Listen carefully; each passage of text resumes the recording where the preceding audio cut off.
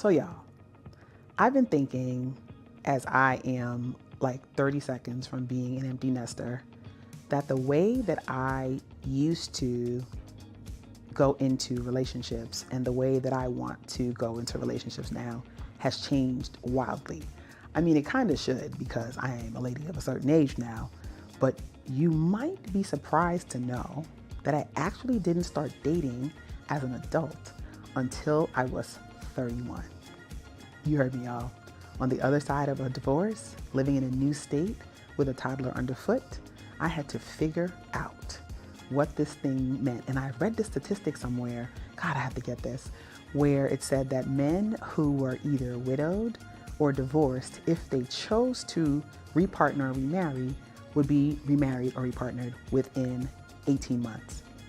But for women, if we were not remarried or repartnered within 5 years, then the chances of it happening were like slim to none. It was like a really small percentage. And that sent me into a panic because I always wanted to be a wife and a mother and had faced the reality of being alone. I was like, oh, absolutely, I have got to fix this. So I was on a mission. So the characteristics and the qualities I used to look for and what I look for now have changed because I've raised my daughter on my own. So my process of selection has kind of changed over the years. So before, I used to start with the end. Cannot be broke, must be older, established career, has own house, wants more children, stable family, stable life. What else I was saying? He had to be over 6 feet, in shape. What else did I say? I really just focus on money. I just want y'all to know, because let me tell you what is not cute, being a broke young parent. And I did not want to do broke parenting ever again. And so I wanted to be with someone that was established.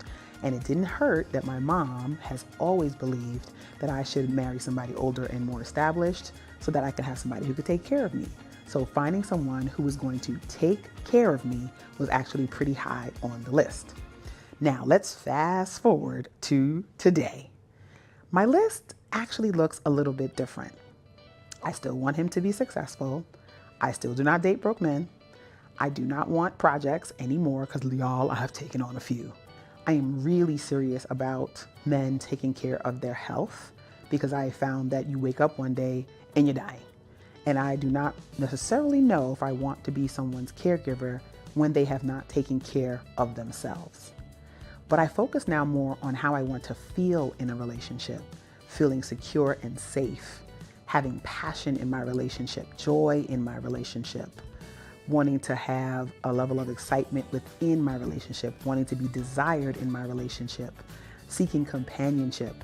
And it was interesting the type of men that I started to meet when I shifted away from the checklist and more towards when I am in a happy, healthy relationship, how do I want to feel?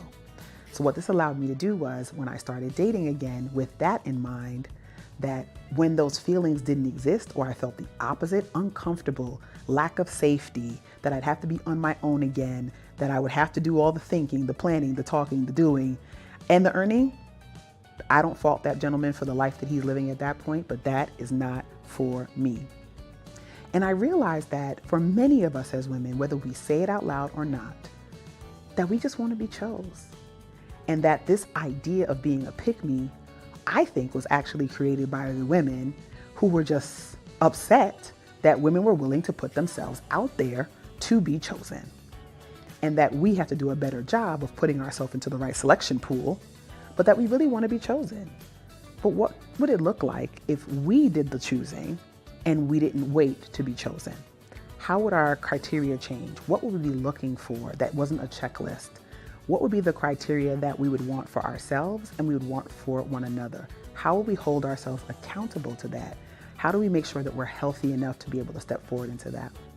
And I want to challenge us to really think about that. Whether you are partnered, you are looking to be partnered, you are happily single, you are single but curious about partnership, and everything in between. How do you want to feel in a healthy relationship? Do you want your stomach to like butterfly? And I'm not talking about in a fanciful way, in an anticipatory way. Do you want to feel grounded? Do you want to feel like you've come home?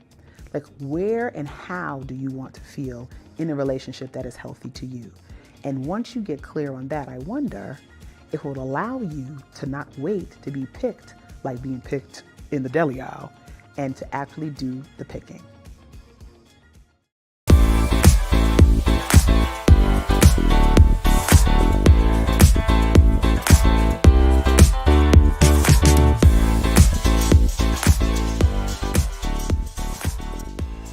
What's up, y'all? It's your girl, Kishana, and we are back for another episode of A Kish Goodnight.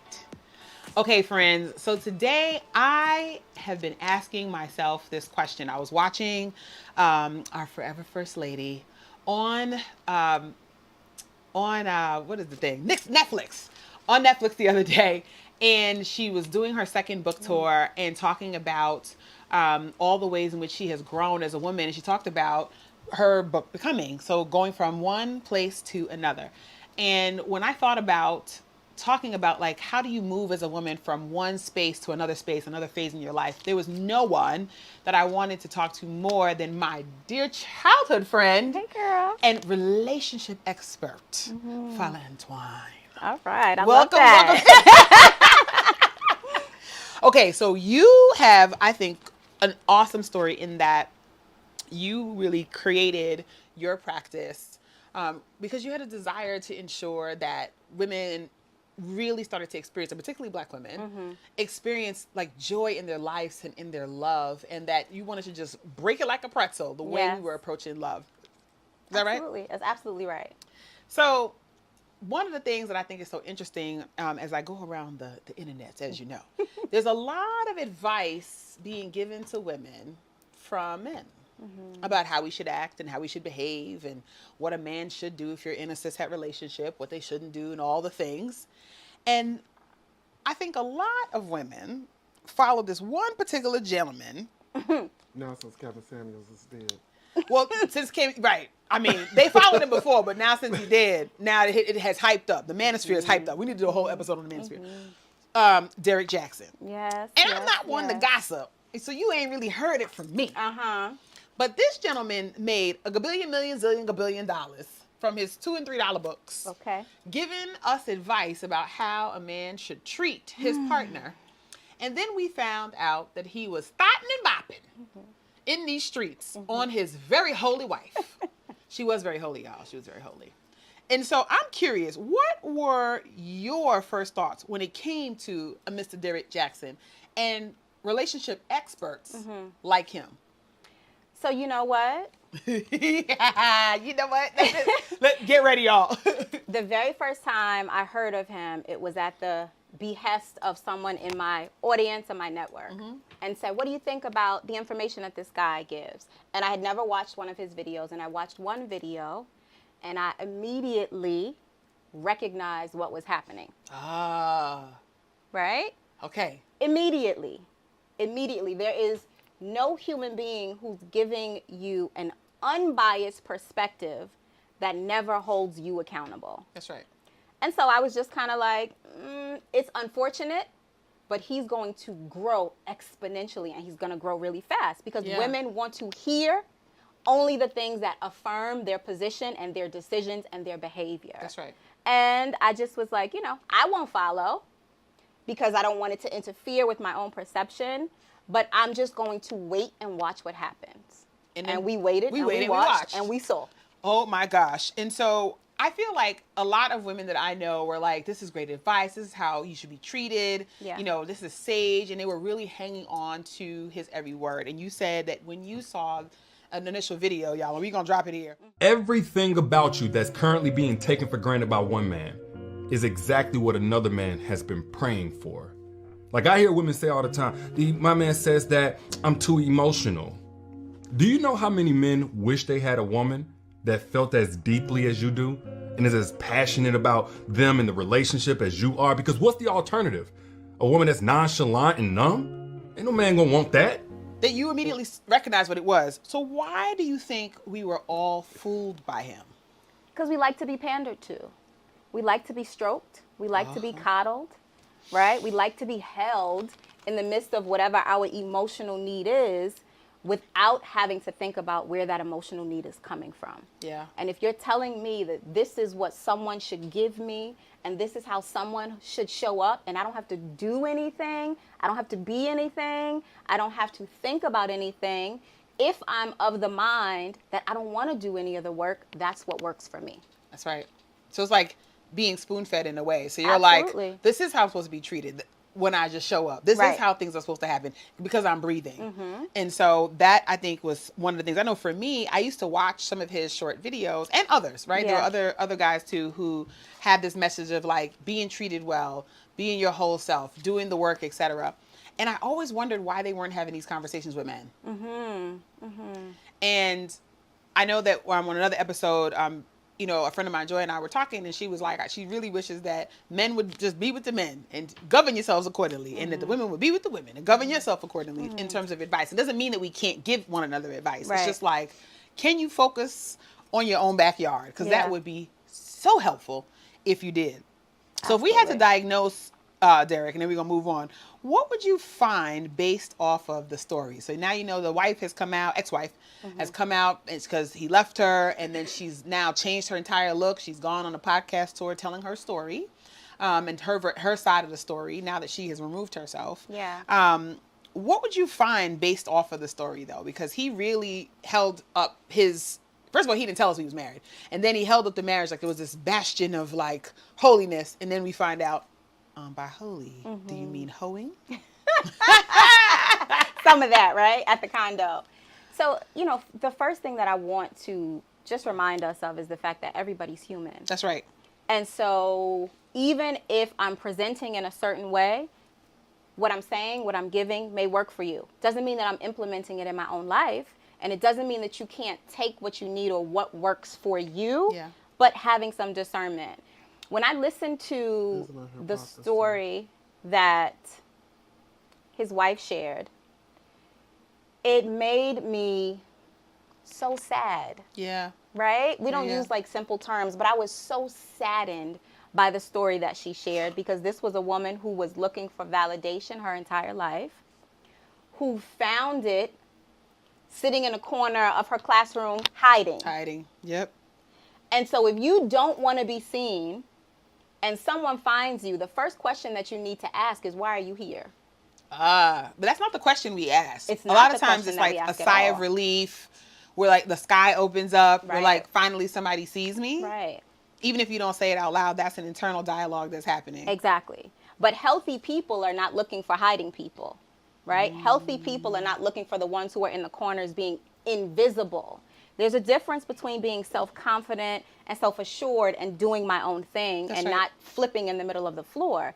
But if someone is in the corner with their back to the wall and they don't want to be seen, it's generally not the type of energy that's going to treat you well, that's looking for you and that's come to find you. And so it was just really sad to me that she attracted this type of man into her life That's and right. carried this on for so long.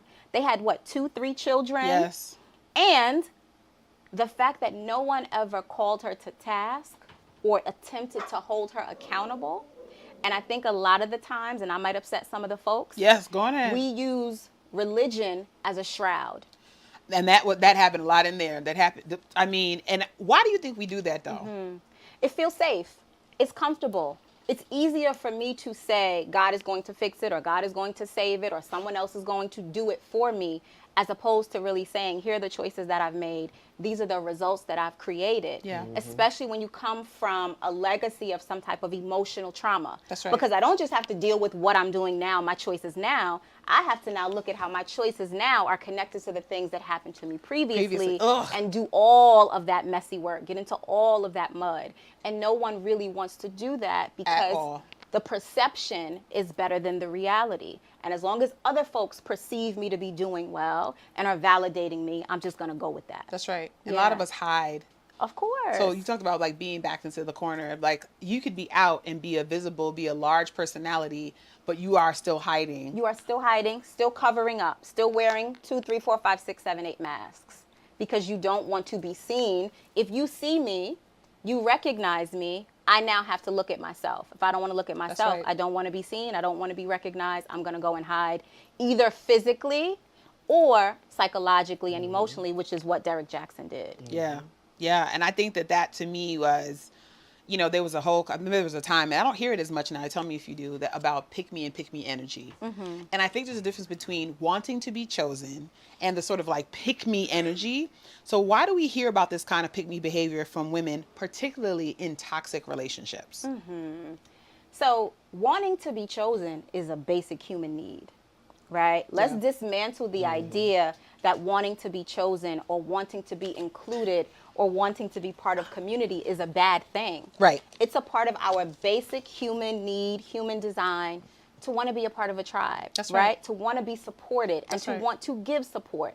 So that's first and foremost. That's a sign of a healthy mental expression where you say, I want to be a part of this. I'd love for you to be a part of this with me. When it comes to the idea of the pick-me's, I think that also comes from a narrative that we've been telling ourselves as women, and in particular about Black women, is that we can succeed on our own. We don't have to be chosen. We don't need to be picked. And so if you are now affirming your desire to be chosen or your desire to be picked, it minimizes all the work that the rest of us have done to get To this place of independence. I don't need nobody. I don't need anybody. And a number of times that I know that I would be guilty of it, particularly as a solo mom, that I'm like, I don't need anybody. Same. And then when folks, but it's interesting because like when folks would congratulate me for like raising my kid well, I'd be like, well, I didn't do it by myself. Like I actually have a dope village. But they're like, oh, but you're still a single mom. And also I didn't do it by myself. Ma'am, did you do it by yourself? Listen, y'all, the dogs stay, okay? So all my pet parents in the world, and folks, y'all like, what is happening with these dogs? The dogs stay. Okay, they out here, they're minding their business. Right? But are you really a single mom? You can be a single woman, not connected in relationship and intimacy, but be a dual mom, right? If you have a mother who's helping you, if you have other mother support. Yes. So even the idea that we have to be single moms is one that I think sets us back when it comes to being open to relationships. I'm doing it by myself. I have to do it by myself. No, I have a support system. I have a village, my mama, the grandmama. All of these people help me. And just because my child's father and I are not together doesn't mean that he's inactive also. In some cases, they are. Right. We know those. But that's not always the case. And we have to be able to tell a different story. But I think that, you know, I think it's so sound that you talked about the fact that because we've been sort of socialized to be strong. Ooh, I cannot stand it. Every time you say, oh, you are so strong. And I'm like, I am not. Actually, I am quite weak. I just want you to know. It's just feeble. Okay? Listen. I don't want to be, and it's so interesting. Like, I used to take real pride in folks being like, well, I just want a strong woman. I'm like, that's not me though. Like, I am next caller, because it's not me. So why do you think that women are attracted to super charismatic personalities and miss some of the other like nuances that may be hiding underneath? It's hypnotic, right? It's hypnotic. It feels Not to drink, good. y'all. Not until we get a sponsorship. Okay, over hello. here, Now right? to be in a sponsorship. Look, hello. Sip, sip. Sip, So sip. it's hypnotic and it feels good, and it also feeds into the fantasies that we've been spoon-fed. That's right. And that we've been socialized and conditioned to think about when it comes to relationships. All the Disney movies that we watched, right? When we finally got a princess that looked like us, we were like, yes. Why was that so important to us? To have a fictional character that looks like you who gets a man who was a prince, but he's broke, and now she got to work and support the whole family. And that was the movie we got. And that was the movie we got. That was the movie we got. But we were so gung-ho on simply having a fairy tale that we could relate to and connect to, because this is how we operate in real life, through these fantastic tales. And so when we meet a man who looks like or presents or has the energy of that charming gentleman, the Prince Charming, who's coming in to save us, we are able to connect to, girl, smells good, looks good, works out, all of that. We get to connect to the idea of ourselves as the Disney princess, because we were never really put in those positions to be the princesses. Yeah. And we don't think about the circumstances that are surrounding. Circumstances or like, don't matter. What do you have to trade out in order to be in that situation? What are you giving up? What are you losing? What are you missing out on? None of that comes into play because it feels like the fantasy that's been withheld from us for so long. It was for them and not us, for but me. now I have it. And I see that all the time when you look at like Pinterest and you look at different places where you're seeing the best of the best. And so I'm in this luxury group, and one of the women in the group got married recently, and baby, that wedding It was a movie. was a movie. A good deluxe movie of what you want to get the, you know, when you go to the movie theater and they serve you the food and you put your feet up? Yes, girl. It was that kind of wedding. And I had two thoughts instantly. One was like, ooh, I love that for her. And the second thought was like, damn, that's one hell of a show. Yes. And I had to pause because I recognized if I was going to keep thinking, I was going to go down this rabbit hole that went away from my very first thought, which was, I love that for her. To like, why did you spend all that money? Wow, they must have a lot of money. Ooh, I mean, that's a big show. He really loves her. Why does this guy love me? Like, you start comparing yourself to an imaginary person that doesn't even exist from people who you don't even know. And you spend your whole life like that. Do you think that society is sending a message that puts the success or failure of a relationship solely on us as women? Oh, absolutely. Ooh, you said no. Absolutely. We got a yes and we got a no. She just said no. She took a deep breath. Okay. I'm like, because you know the camera got you right there. That's y'all. She did not say no. You have a thought, Cindy, but go ahead. So you say absolutely, then we come to your thought. Absolutely, right? But by society, I'm talking about us. We make up society. True. And so we have been groomed to the concept of what a good woman is. Most of us have been told that you become a good woman by being a good woman to your man, being a good woman to your children, being a good woman to your friends, being a good woman to your mother, all of these things. And most women, black women in particular, are not raised to be good women at all. They're raised to be good daughters, good sisters, good supporters, good cooks, all of these things. And so we have adopted the mentality from my experience that I need to be chosen, I need to be validated, and if I fail in my relationship, it means that there was something wrong with me, right? I couldn't make it work. I remember my grandmother telling my mom years ago, you got to stay with your husband. And I had to be all about 12, and I was like, who said? Right. Who said and why? You were like, right, mommy, let's go. Can we conference? Right. So when we talk about society has told us, yes, there have been these standards that are antiquated and have been for a really long time. But other women have perpetuated these standards, right? Moms, grandmas, all of that.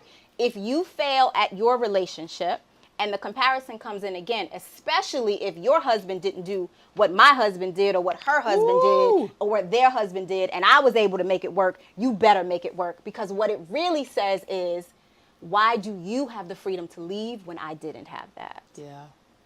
Yeah. Wow. Yeah. Joy, you had a big sigh. You were like, oh. I think when I think about male and female relationships, I think we can't leave out how black men and black women through white behavior have also been conditioned to blame each other for the breakdown. Like, we were conditioned to be anti each other, and so even when we start thinking about who's at blame in a relationship, excuse me, we spend a lot of time where if you speak to black women, it is the black men's issue. If you speak to most black men, black women are the reason. Like, there's that. And I think that some of that, when I start thinking through things in the workplace, I'm always in different conscious, but like the state of black relationships are partially our stuff. But I also think that, like, and I hate to be the slavery person, but like all the conditioning that was required for us to remain in that state and for them to keep us in that state long term, and the things that impact our community around finances and absenteeism of black men and the hypermasculation of black women and all that other stuff, is that yes, it's our interpersonal relationships. And the hypersexualization. And the hypersexual, Yes, that stuff is all about, like, now it is cultural, but it stemmed from something that was systemic.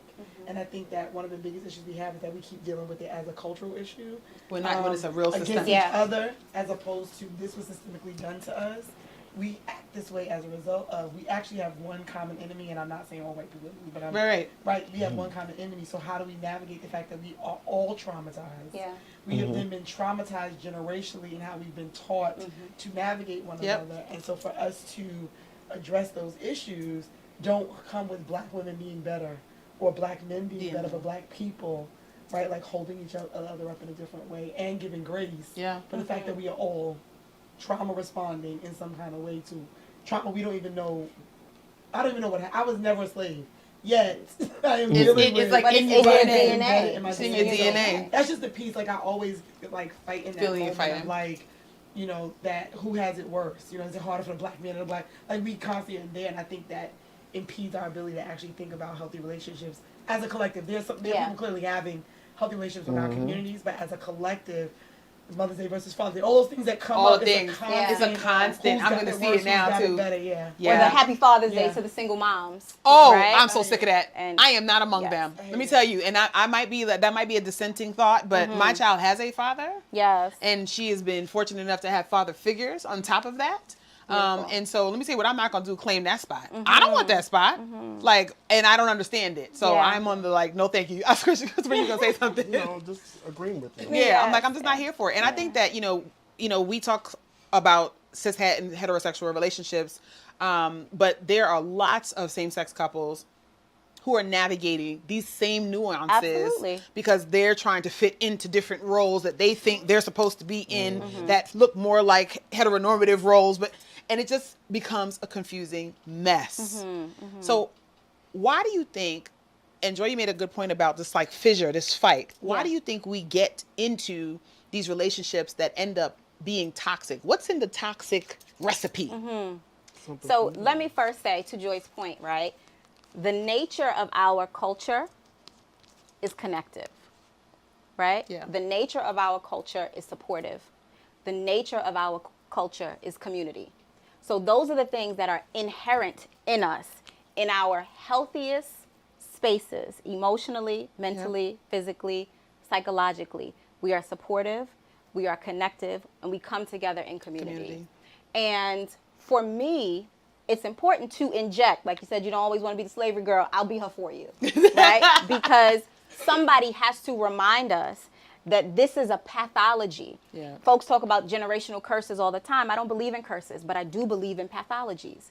I do believe that there are generational patterns that occur, that happen in families, right? Sexual abuse is one of them. Alcoholism is another. Yeah. All of these. Mental health is another. Mental health is another. And stemming from all of the systemic oppression that's happened to us generationally that we have never had the space to really address and really deal with. And so now we have the privilege to be able to take a look at how we feel. We were never given this opportunity. So we have to figure out how to show up in a space that we never have been in before. So what happens when you put children together and you give them something that they've never had before? They fight over it. They fight over it. We have to learn how to reconnect to ourselves, how to reconnect to each other, and then be able to say, you know what? Here's what I brought into this space that created these problems.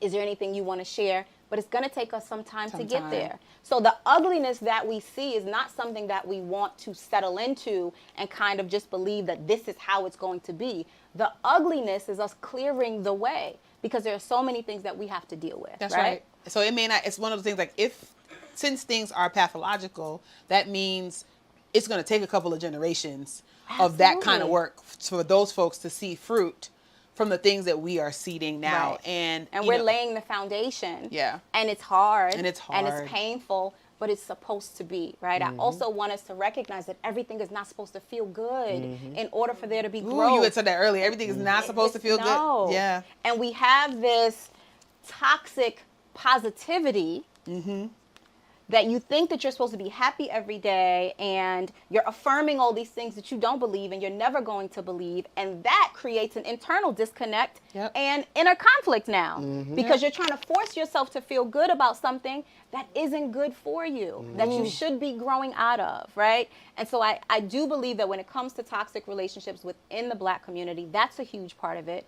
Another part of it is that we have been conditioned and we've been socialized to normalize toxic behavior within our community. Absolutely. That's just how they are. I think on Twitter, one of my favorite Twitter threads is where you have to describe something really crappy, but using like dissertation level words. Yes. You know, and it's so funny because, and we'll just drop one in the comments here below. But it's so funny because when you look at like what things we have normalized, some of that stuff is terrible. Like who was getting hit with switches, and who got food thrown at them, and who, like me, got the door taken off their door, off their room. Yes, you love Mama Dawn, but Mama Dawn took the door off the hinges and put the door next to the opening.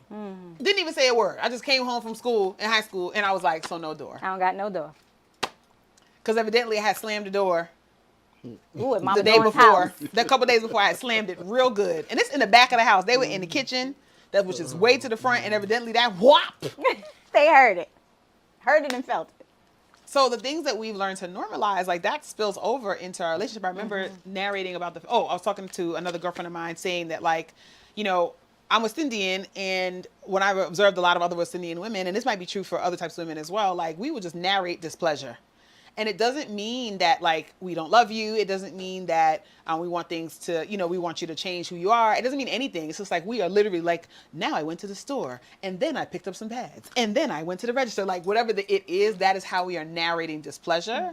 But for the person who is our partner, our potential partner who's hearing that, we sound like we are literally doing the most. And then all of a sudden, we're the toxic ones. I also think, and going back to something that we said earlier, I think it was part of your comment, is identifying what was trying to be accomplished and saving that, even if you throw away the vehicle, right? Yeah. So I think that even with like discipline and parenting, we came up under parents who were disciplining us technically, and discipline of black children was a life-saving mechanism. Yes. You did not ask certain ways to do certain things because me beating you was the difference of me taking the switch to you versus you hanging from it. Like that was some of the intensity of the fear around misbehaving and all the other stuff. So we kept the discipline portion, and then we got to a space of soft parenting where people are actually afraid to say anything to these kids now. We're like, I've seen people on the bus like, I'm not gonna say nothing because they'll fight you. Like it's a fear even. So now we've gone to the other extreme of letting our kids be buck wild outside in the street, and we don't say anything to save them. Right? Like there's nothing, and I wonder, They must be white. No, there are some black parents. There are some black parents who have literally downshifted away from disciplining their kids a certain way. And I think the middle is sometimes we throw away the container and the contents. Right? So it's like if the contents were good, we just need to fix the container. Then you figure out how to continue to move the necessity forward without throwing it all away. Yeah. So I think even like when we think about relationships and stuff, we'll throw the whole thing away. That's right. Or try to diverge so far away from what we experience. So even some of the things our parents were telling us about how to maintain our homes and how to take care of our like those things were embedded in things that feel really antiquated. But the core of it was pay attention to this man. That's it. Care for him. So if we can figure out how to pull that out, What the gristle and is. that doesn't mean that I walk around in heels and an apron, fully dressed with makeup. I don't go to bed with makeup on. Maybe that's not what I do. You will tonight. I mean, you know, we've taught the behavior and not the rationale for it. Yeah. And I think if we can get back to like what were they trying to embed in us? Yeah. If we can figure that piece out and then think about then what vehicle can we use in our current relationships to create that good stuff that they were trying to get to us, even if we feel like the containers are antiquated or the method doesn't make sense anymore. And I think a huge part of that is understanding just how all of that history plays into the way we show up and recognizing that a lot of the things that we do externally were about us cosplaying white people. Ooh, come on, cosplay Right? white people. And that's just not a Black American experience. That is for folk of color Everywhere. globally, which is why anti-Blackness is a real thing. Exactly. Right? So the cosplay. And the level of pressure that's on you, right? Ooh. And we still code switch now. Some of us still do that here and there. And it was a matter of safety as well for a time. And so we came home with that resentment, with that anger, with that stress, with that strain, especially for so many Black men who during the 30s, 40s, 50s worked while their wives took care of the house. And then to come home after being treated like an animal, after being treated like less than a man, and expecting the woman in your home to make up for all of the things that you experience outside of the house. And that make-up behavior, right, to me, then goes into that cocktail of a toxic and that relationship. goes into also, these kids better be quiet when daddy comes home, and beating the children and yelling at all the folks and just creating hostility in our home so we can pretend when we go outside. Woo! So it sounds to me like our desire to overcompensate is a real thing. So I'm curious. Speaking of Derrick Jaxn. Hello, speaking of. I'm curious. I know you a married woman and stuff, and you've been with your boo a long time. But you also have talked a lot about your journey with him and like how you all have grown up and grown together. Yes. So I'm curious. Have you ever found yourself looking out of sorts for your man? Meaning you've gone to some lengths to prove a point, to be seen, to keep him maybe? Haven't we all? Yeah. Haven't we all?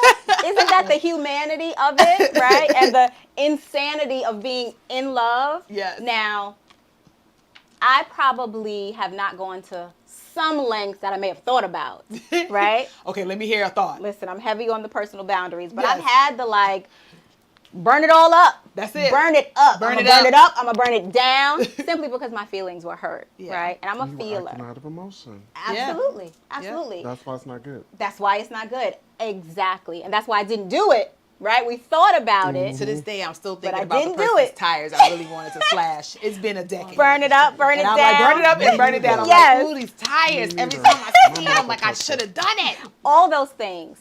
However, I'm going to be completely honest in saying that my husband is the most secure man I've ever been with. He is the most responsible man I've ever been with. And he's the most balanced person I've ever known. So it's been difficult for me to justify my emotional insanity in the presence of being in the relationship with him. So being in the relationship with him has held me accountable to my own emotions at times, right? A part of me is like, you should, all of that self-management, self-control, self-awareness, you should do this because he hurt your feelings, but look at all the other things he does. Look at how he shows up. What's going to happen after the fact? And I wasn't always that girl, but being in a relationship with a mature partner who does not validate your toxicity. So he wasn't feeding into it. You were the same. No, ma'am. You do not feed into the foolishness. I'll just shut down. Just looking at you. And you can't argue with yourself. You've said that many times. It takes two to tango. So you need someone to be your punching bag. And if there's no one there to punch, you simply stop swinging. And that's what being in our relationship taught me. So, of course, there are times where I may have thought about emotionally jumping out the window and some times where I may have acted out of character. But when you are in a relationship with an aligned partner, they don't even have to say or do anything for you to begin to self-check because of the way that they show up in the space all the time. And attracting that aligned partner goes back to the beginning of you got to one yourself, essentially, because you're not going to attract that if you are not willing to take a look at yourself. No. So I'm curious, But let's be clear. Yeah, go ahead. Right? He wasn't always the man he is now. Ooh, so how did you know to stick it out? How did you know to kind of ride the river?